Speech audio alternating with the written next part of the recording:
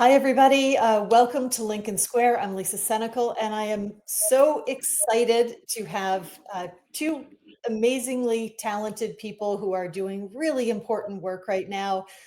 David Pepper, who has Pepperspectives Substack. Please do subscribe to that. And we're also joined by Kevin Necessary. Kevin is a political cartoonist who's been working with David for some time and um, does amazing work. So thank you both for being here. Thank you. Thank you. Great to be with you. Yeah, it's always great to have you here, David and Kevin. I'm so glad that we're having this chance to meet. Before we get deep into discussing political cartooning, David and the world at large had a tremendous loss a couple of weeks ago when David's mother passed away. Her name was Francie Garber Pepper. She was a women's rights activist and a humanitarian and worked tirelessly for survivors of domestic abuse and so many other things. So many things that she was honored by Speaker Emeritus Pelosi on the House floor and put into the permanent record was a beautiful tribute that David wrote on his Substack. And I encourage people to go back and read that. But we wanted to take about a minute to share the video of Speaker Emeritus Pelosi honoring David's mother. Woman is recognized for 1 minute. Thank you, Mr. Speaker. Mr. Speaker, I rise today to honor the life and legacy of Frances Garber Pepper, a fearless and focused giant in the fight for democracy, women's rights, and a better world, who passed away on March 28th. Francie meant so much to so many, whether it was an unwavering love, energy, compassion as wife, mother, grandmother, friend, neighbor, activist, or her vigorous advocacy for women. People ask me all the time, what women have been an inspiration to you? Personally, first and foremost, of course, is my mother. Officially, our former colleague, Lindy Boggs, Chairwoman Boggs, Ambassador Boggs, and politically, Francie Pepper. As a trailblazer of her own path, Francie was truly the epitome of women helping women. And I'm so pleased that her legacy will carry on through a namesake fund that will help survivors and families of domestic violence. May it be a comfort to all of Francie's her family, her beloved husband, John, children, John, David, Doug, and Susan, her entire family, and all her loved ones, that so many people mourn their loss and pray for them at this sad time. Mr. Speaker, at this time, I ask unanimous consent that the tribute written by Francie's son, David Pepper, be printed in the congressional record. Thank you, Mr. Speaker. Without objection. So I'm glad we had a chance to share that. What a tremendous honor. That does not get done for everyone. And it gives you a sense of just how special David's mom was. So the other way that she's been honored is in a cartoon that Kevin created. And so we also wanted to, if we can pop that up on the screen for everyone to see. This is just it. It is so beautiful and powerful. And I guess that's where I'd like to start with talking with you both about political cartooning, is the immense power and impact that these can have with so few words and the perfect artistry. Kevin, give us a little bit of background on how you got into political cartooning, how long you've been doing it, and why politics. Well, I started when I was in high school, actually. I was very lucky. There was a great journalism program at my high school. But even beyond that, I was lucky because I grew up in Cincinnati, and we had one of the best political cartoonists, in my opinion, uh, a guy named Jim Borgman, who became my hero. And um, just to see those cartoons on a daily basis uh, was just a gift. And so it just inspired me to really want to, pick up the pen, so to speak. And thankfully, Jim is just all sorts of nice and, you know, really took kind of a shine to me wanting to become a political cartoonist. So I had that, I had him not just as an inspiration, but I had him as a physical resource around. And I mean, to this day, I will still get texts from him, telling me that, I just saw your latest cartoon on, Pepperspectives, and I really enjoyed that. And um, sometimes it's more a better you than me because he gets to retire and not have to deal with with the world. Um, Yeah. but I've been doing this professionally for about 10 years now. So here in Cincinnati, I started doing cartoons for one of our local TV stations, where they had an experimental newsroom where they brought in a bunch of former newspaper people, and I was one of the people who was brought in, and I did that for several years. Then I worked freelance for our local newspaper, the Cincinnati Enquirer, and now I'm working for David. So I've just kind of been into it. As for why politics, I don't know. I think that could probably be asked about any of us. Something kind of grabbed Some of onto us us. ask ourselves that almost Yeah, every day. I'm sure. Yeah. Um, it for some reason just clicked. I whether it's what wit I have or just my sense of morals, ethics, justice, and just a love for current events. I think it was just a special type of alchemy that caused this to work for me, and it has to work because I don't know how to do anything else.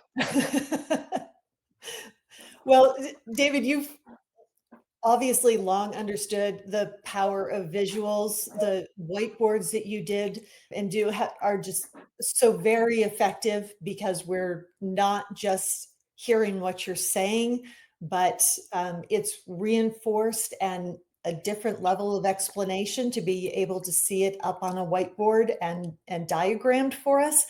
Um, what what made you reach out to Kevin? What was the draw for political cartoons? Actually, if I could answer that, I'm the one who reached out to David because Ah, of the okay. whiteboards. Because There you go. I love the Oh, whiteboards. funny. I think there's such a great as you were saying, like a great way to to synthesize information in a visual medium. And I thought it'd be fun to take what David was doing with those whiteboards and expand on them into comics. And it was David who then said, no, why don't we just do editorial cartoons? But it all comes back to those whiteboards that he does. Yep, they're That's they're funny. I brilliant. forgot that. Well, thank you. So what's funny is, and Kevin, I don't know if I mentioned this the first time we talked about this, because I've been a fan of Kevin for years. He was at the Enquirer. He does have kind of like me, this catchy last name. So once you see it once, you remember him. But he's been doing this, and he's right about Jim Borgman. One of the great possessions I have in my house was when I won the county commission. It was the first time we had a Democratic county commission in years, and Jim Borgman did a cartoon. It was an elephant drinking a little can of Dr. Pepper, um, which was me. And I got a big picture, a big print of it and signed. So Jim Borgman was a real hero. But what's funny is I remember I lived in DC in my early 20s, and I don't think it was a permanent thing, but I think it was either the National Archives or one of the museums. They had a political cartoon exhibit. And I remember going to and I always grew up looking at cartoons like Jim Borgman, but I never forgot that exhibit. And I went to look at the exhibit because I kind of always liked them. And it went through cartoons going back, a century. But it really was this incredible exhibit because I especially remember the Vietnam cartoons and drawings of LBJ when obviously he was so unpopular for Vietnam. And they stuck with me more than, and I read a lot, but the images that some of these cartoons like left you with, the memories of tough moments were Mhm. more impactful than anything I'd ever read about them. So I've always had this sort of belief that, as we both saying, these images can really cut through. That exhibit of the great political cartoons of the last century and some of the images that I can still kind of remember now, Vietnam and others, really has always made me think very much that capturing something in this way can cut through, especially when we've got 24/7 TV coverage and so much talking and who knows what and who knows who's telling the truth. But a good image, a good cartoon, thoughtfully done, creatively done, can cut through in a way that really sticks. And obviously, one reason I'm excited to work with Kevin is he's very good at doing that. He is very good at doing that. I love that there is, there's so many different ways that people are consuming information, but there is an ability of a cartoon to not only cut through, but to allow people to absorb whatever the issue that's being discussed in a very different way. It is more approachable. Um, we do have, an awful lot of people who are not consuming tons of written content, but just that edge that can be taken off, that barrier to people being willing to engage with whatever the issue is, just happens in a different way. I love this one. I'm going to say that about everyone that we're going to share. Can you guys tell me a little bit about the process? Because there are obviously every day there's a fire hose of material coming at you, for better or worse. How do you decide what the topic is going to be, and what's the back and forth between the two of you? Kevin, I'll ask you. Well, a lot of it, comes down to just initially just me reading the news. So, I mean, I read a lot of news, and the day that I draw my cartoons, so I draw them on Mondays and they get published on Tuesdays. A lot of times I will just have a lot of ideas kind of bubbling in my head, and I will come up here to my studio. I will sit on the floor behind me with my sketchbook, and I will just spend sometimes hours sitting there just noodling around. If I'm really kind of stuck on like a topic to really hit on, sometimes I'll reach out to David first and say, what things are we thinking about? But most of the time I will just come up with anywhere from like 3 to 5 ideas. They could be all on the same topic, on different topics, and then I send those over to David, and I treat him as my editor. And it's the same process that I used when I was at a newspaper or a TV station, which was I would come up with rough sketches, rough ideas, and say, okay, which one passes the smell test, and is going to be the most effective. And from there, we might have a little bit of back and forth on, maybe honing in on a specific feature of the cartoon, or a specific part of the message. But really, it's as soon as we know what we're going to do, for me, it's off to the races. And I'm just sitting at my drawing board trying to get the cartoon done as quickly as possible. It's a really different kind of collaboration. Well, one of the things is that you wouldn't know, and he's so productive, it's painful to have to pick one, because he'll send 4 or 5 sketches. Now, sometimes it's the same topic, but sometimes it's 4 or 5, 6 topics, and they're all great. And I want all of them out there because I want the message out there. So one of the most painful parts is saying no to cartoons that are phenomenal. And I mean, I think Kevin sometimes will save a sketch and maybe it's relevant later, but you wouldn't believe how, because, to me, the sketch is 80% of the way there and it's already really good. The punch of it's already clear to me. So saying no to any of them is actually, it's very rare that you're saying no because you don't think they're all good. It's simply that one is better. But what good thing is he and I sort of are almost intuitively in the same place about what the topic of the week is, what sticks out the most.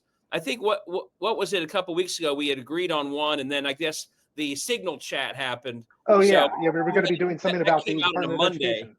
Yeah, but normally we were on a pretty good same page. But to me, it's always, unfortunately, in the Trump era, there's so many topics, and when Kevin comes to me, it's not like he's just saying, "Here are 5 topics." He's already got sketches done that are in a very sort of gripping way, already capturing the outrage or the controversy or whatever else. So there's the amount of content he churns out is incredible. Yeah, that would be incredibly difficult. Kevin, what's that like on your side? Because I would think you're drawing these because they're issues that you believe are very important, and you have something that you'd like to say. what's it like to have to cull some of those and just set them aside? Um, After a decade of doing this, I mean, I've almost gotten used to that. I mean, even a couple of years ago, I gave a talk, that was all about just like letting go of the daily cartoon and even the daily sketch. Um, because I mean, and I've been a daily cartoonist too. So, I mean, I might produce, 5 sketches, now for a week, but I was producing anywhere from 10 to 30 sketches a week, just pumping them out. Um, I mean, the nice thing about editorial cartoons is, in theory, they should be sort of ephemeral. Like I mean, they can stand the test of time. Like David was talking about with, a lot of those cartoons from the Vietnam era, and you see things from like Pat Oliphant or Herb Block that really just sticks with you. And there are still those cartoons today, but for the most part, that you're drawing it, you're getting it out there, and then you're thinking about the next one. So I'm just in that that mindset of go go go, and um, there are times, as David mentioned, where I can save a sketch and repurpose it or reuse it. And I did that a couple weeks ago, where I had drawn a sketch of Donald Trump running for his 10th term, and then something else, something else a little bit more important popped up, so that became the final cartoon. But I still had this in my back pocket, and when he started talking about running for a third term, I could just immediately pull that out and say, all right, it's time to go with this. And Yes, and we sadly, were off to the races. Yeah. sadly, that's going to be evergreen for at least a few more years, and I hope to God not longer than that. Yeah. If Yeah. we're still talking about that after 28, we're in an even more troubling place than we are right now. Yeah. I have sort of seared into my brain old cartoons that from like Trustbusters from the Gilded Age. There's Mhm. Are we going to see a resurgence of that kind of topic? Well, who knows? I mean, obviously billionaires and oligarchs are a big, you know, topic these days, especially with Elon. And yeah, I mean, I think that we've been doing that. You just go back a decade or a little bit more than a decade, and you have cartoons about Occupy Wall Street. So, I mean, this is, the news is cyclical. So yeah, I think you are going to have, more cartoons on the influence of oligarchs and money in our politics, and the haves and have-nots, especially as the wealth gap gets increases. And and it all comes back to social justice and our democracy and our participation in that versus you know a corporation's participation or money's participation. Yeah. David, One your thing, audience. Lisa, to Oh, your sorry, go ahead. question, I think the in the moment is important, but I actually really like, and you know how I keep track of what Trump does every day. I think what Kevin's putting together is going to be an amazing historical Yes. document as a group.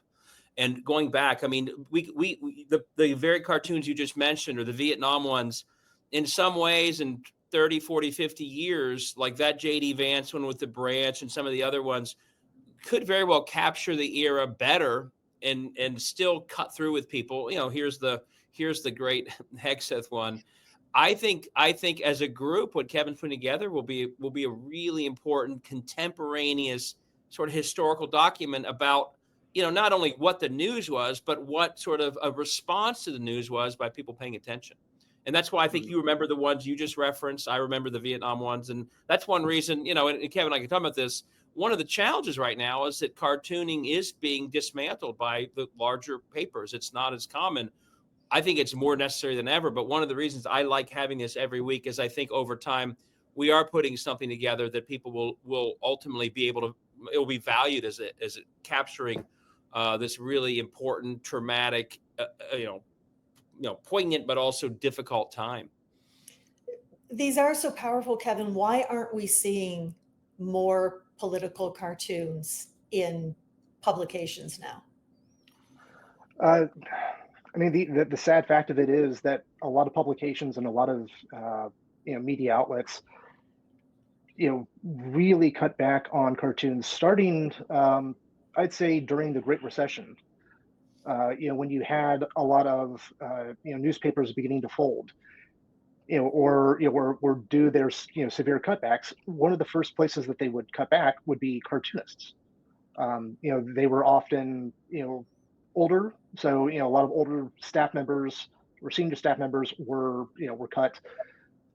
Cartoonists, at the time, at some papers did make a decent salary, so that was also another reason to cut. But now you have, I mean, there's no real good way to sugarcoat this. You have publications and publishers, editors, and just large outlets that are afraid of getting pushback. They're afraid of doing anything controversial. I know just in my case, even here locally, I mean, and this is before, well, part of it was during, Trump 1, part of it was during, actually, it was all during Trump 1. But, the publications that I was working for, at different times brought me in and said, we don't want to do any Trump stuff. And then they would couch it as, it's always, just going to be, let's just do local cartoons. But I knew what they were saying. They weren't, they would couch it as like, oh, our readers don't want to see this. Well, yes, they do, because they're still your readers are still watching Fox News, or they're still watching other national national content. You just don't want people complaining. You don't want to be seen as controversial, and we are controversial. We are. We've been talking about how cartoons are informational shorthand, and so they elicit strong emotions, whether that is you're laughing at something or with something, or you're getting angry. We try to bring out those strong emotions. I guess that's just not considered good business for news outlets. So you now have, I mean, there were already very few cartoonists to begin with. There were fewer cartoonists, who were than there were players on the NFL. And that was the statistic that I was always told when I was growing up, that it'd be easier for me to be an NFL player at 5'8", as opposed to being a professional editorial cartoonist. So there aren't that many of us out there who are sort of like legacy cartoonists, but there are people who are still doing this, and they're finding ways to get this out, whether through Substacks or social media. And now you also have a group of artists who I think in the last 10 years who have just been spurred on their own to produce political content. So there are people out there, you just have to go and find it. Yeah. And, the trick is, how do you get those people seen, and how do they make a living doing this? Yeah. David, these are provocative, right? That they should be. How has your Substack audience reacted to these, and